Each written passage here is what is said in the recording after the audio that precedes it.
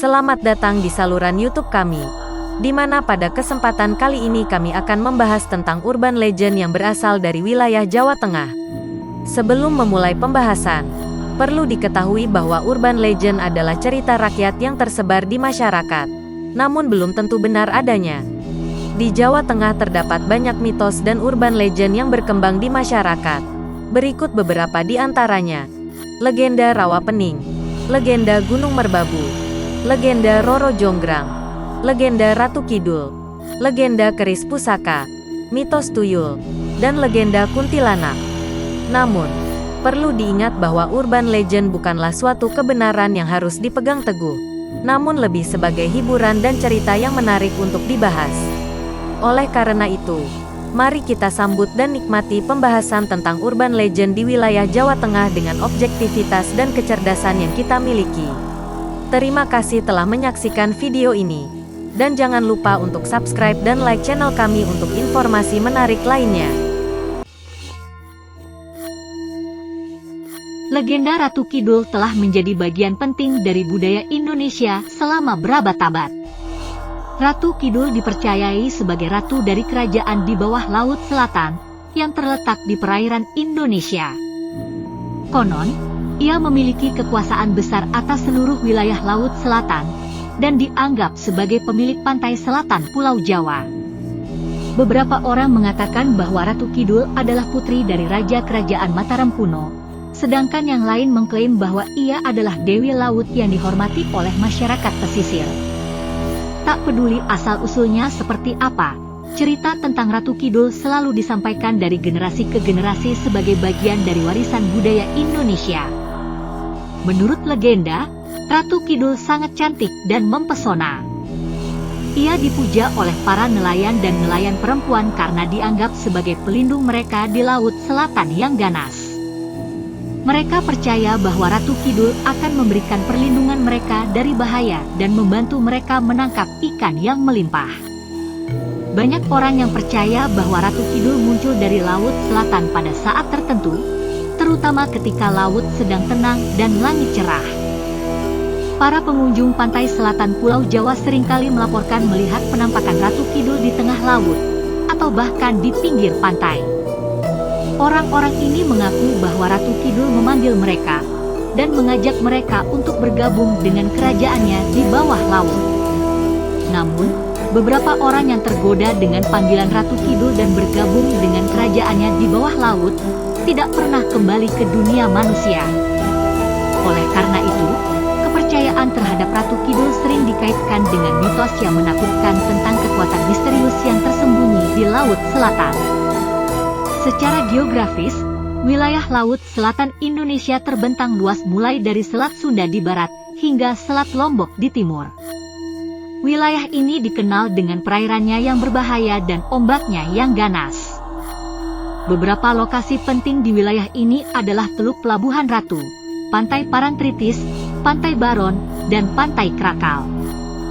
Meskipun ada banyak spekulasi tentang asal-usul Ratu Kidul, legenda ini tetap menjadi bagian penting dari kebudayaan Indonesia. Kepentingannya bagi masyarakat pantai selatan Pulau Jawa dan sekitarnya tak terbantahkan, karena Ratu Kidul dianggap sebagai lambang keselamatan dan kekuatan di tengah laut yang ganas. Gunung Merbabu, sebuah gunung yang terletak di antara Kabupaten Magelang dan Kabupaten Boyolali, Jawa Tengah, selalu menyimpan berbagai cerita dan mitos yang menghiasi kawasan sekitarnya. Gunung yang memiliki ketinggian 145 mdpl ini merupakan salah satu gunung yang paling populer di Pulau Jawa. Selain terkenal dengan keindahan alamnya yang memukau, Gunung Merbabu juga menyimpan berbagai cerita dan mitos yang diwariskan dari generasi ke generasi. Menurut artikel yang pernah saya baca, salah satu mitos yang terkenal di kawasan Gunung Merbabu adalah mitos tentang keris Tundung Mangan. Konon, keris tersebut merupakan pusaka dari seorang pendekar sakti yang bernama Ki Ageng Tarub.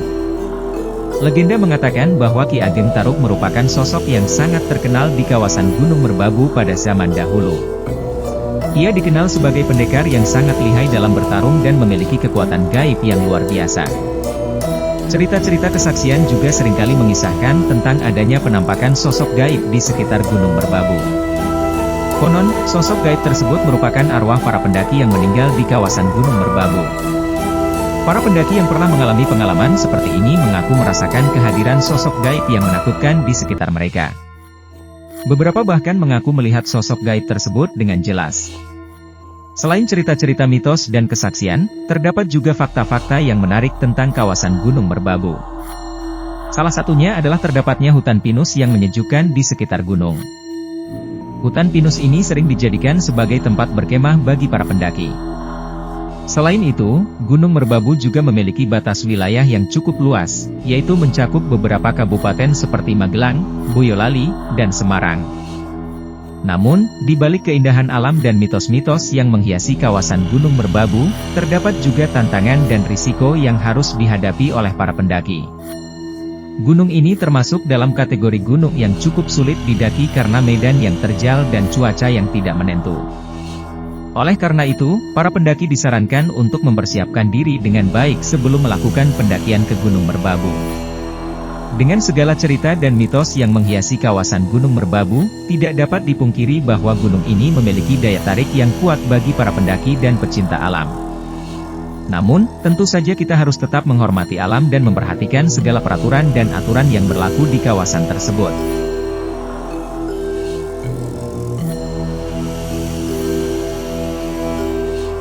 Mitos Roro Jonggrang adalah legenda yang sangat terkenal di Indonesia.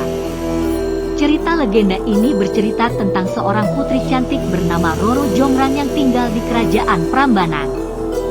Roro Jonggrang dijuluki sebagai putri yang paling cantik di seluruh kerajaan, sehingga banyak pria yang ingin meminangnya. Namun, Roro Jonggrang tidak ingin menikah dengan salah satu pria yang mengaguminya, yaitu Bandung Bondowoso, seorang pemuda yang berasal dari kerajaan Blambangan. Roro Jonggrang tidak menyukai Bandung Bondowoso karena dia adalah musuh kerajaannya. Namun, Bandung Bondowoso sangat terobsesi dengan kecantikan Roro Jonggrang. Oleh karena itu, ia memutuskan untuk menggunakan kekuatan sihirnya untuk memaksa Roro Jonggrang menikah dengannya. Bandung Bondowoso meminta bantuan dari seorang dukun untuk membuat Roro Jonggrang tertidur selama 1000 malam. Namun, Roro Jonggrang mengetahui rencana Bandung Bondowoso.